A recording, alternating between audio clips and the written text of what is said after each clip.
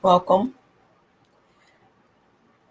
I wanted to start reading, let's say, a book, my story, some real, some fiction, and it's called Escaping the Void, Chapter 1, Shadows in the Playground.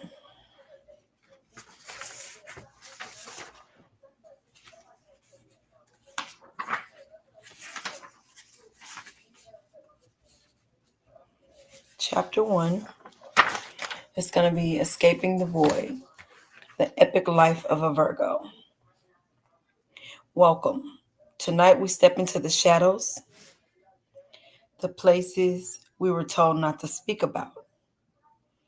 But we speak anyway, because telling the truth is truly how we reclaim our power. This is chapter 1, The Child in the Closet. I was 5 years old the first time I disappeared without even leaving the room. It's strange how memories live inside us, shadows that don't cast light, only wait. That day was ordinary. The house was too quiet. The air smelled like soap and something bitter. There had been yelling again. I remember the sound more than the words. They didn't even slam the doors when they left, just silence. I took my stuffed bear, the one with the missing eye, and crawled into the back of the closet. The closet was my favorite place. The closet, it set off inside the bathroom, off to the left. And that's where I spent most of my days. Not because I was told to. I stayed in the closet, not because I was playing, but because my body knew something before I did. Hide, disappear, be small, be nothing. I remember tracing the lines in the floorboards with my fingers. I remember trying not to cry loud enough to be heard. The closet, it became my whole world, and I made it sacred, my sanctuary, my secrets. I imagined it as a spaceship sometimes, and I'd close my eyes and launch myself into a world without pain, without footsteps that meant danger. A world where 5-year-old girls didn't flinch at the sound of keys turning in locks. There were no windows in the closet, just the one beam of light through the slats. I used to count them 1, 2, 3, until I fell asleep. The rhythms and the humming always calmed me. It still calms me to this day. It was the first kind of meditation I'd ever practiced, though I didn't know that though I didn't know the word yet. The darkness taught me to listen. I heard the house breaking, I heard the pipes clinking, I heard my own heart beating, slow, then fast, then slow again. I memorized that sound like a song only I could hear. Sometimes I would whisper to my bear, not words, just sound. I didn't want him to be afraid. He didn't have eyes, but I imagined he could still see the fear inside me.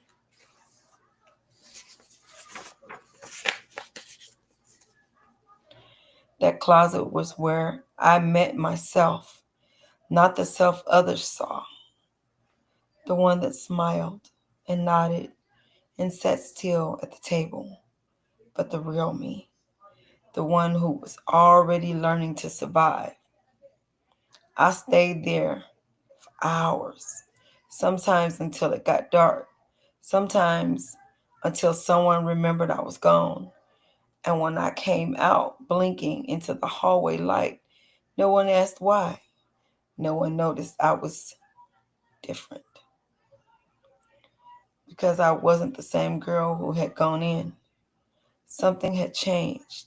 Something had cracked, quietly closed. And I carried that crack with me like a secret badge of survival. Because even at 5, I knew the world wasn't safe, but the void I could manage. I had a game I used to play, and I played it in that closet. I called it the disappear to the stars. I would close my eyes, wrap myself in a blanket, and pretend I wasn't real. I became stardust, was floating far from the hurt, far from the fear, and especially far from the pain. Some nights I would hold my breath for as long as I could, just to feel what it might be like to not exist. Not in a scary way, but in a quiet way. I just wanted peace because there was always storms brewing in my life, and not only in my life, but inside me, and not always my storms.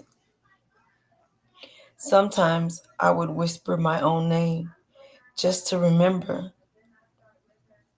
that I was still here, that I hadn't fully vanished, that that maybe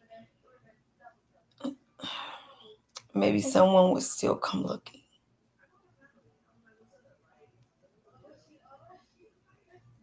I want to ask you guys, what did you do when you were scared? When the world became too much? Did you hide under the blankets in the closet, or did you hide behind a smile? Trauma doesn't always start with violence. Sometimes it starts with being forgotten, with being told to be quiet one too many times.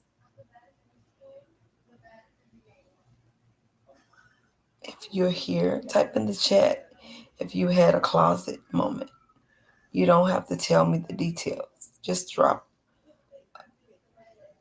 a thumbs up if you know what I mean. So, looking back now, I kind of realized that the little girl wasn't weak. She was training, she was learning how to feel everything and still survive.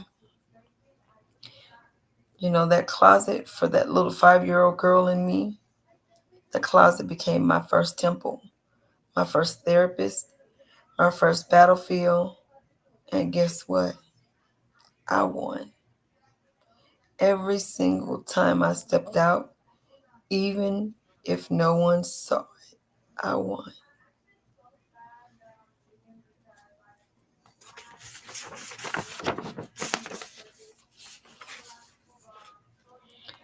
Let's take a breath together. Inhale, exhale. Now I want you to close your eyes, unless you're driving, and imagine your 5-year-old self. What are they wearing? What do they need from you right now? Just sit with them and listen.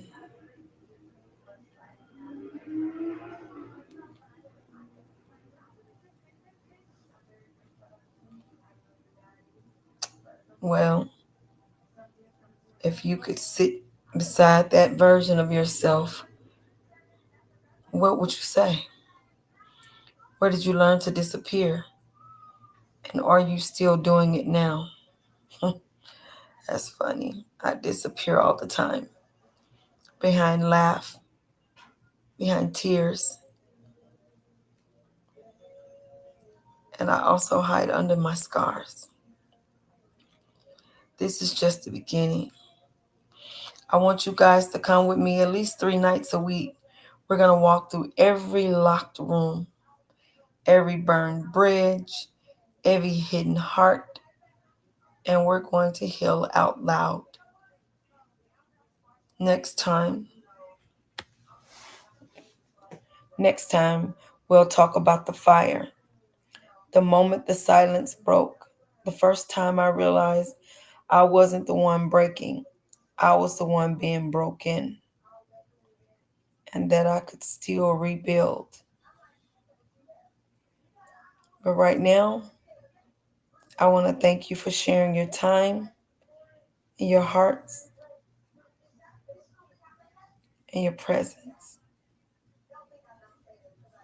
And I want to thank you all for giving me your positive energy. And if this chapter resonates with you, let me know in the comments or chat. If you're ready for chapter 2, hit the follow button. Stay soft, stay brave, keep escaping the void. And I'll see you in a few days. Have a good night.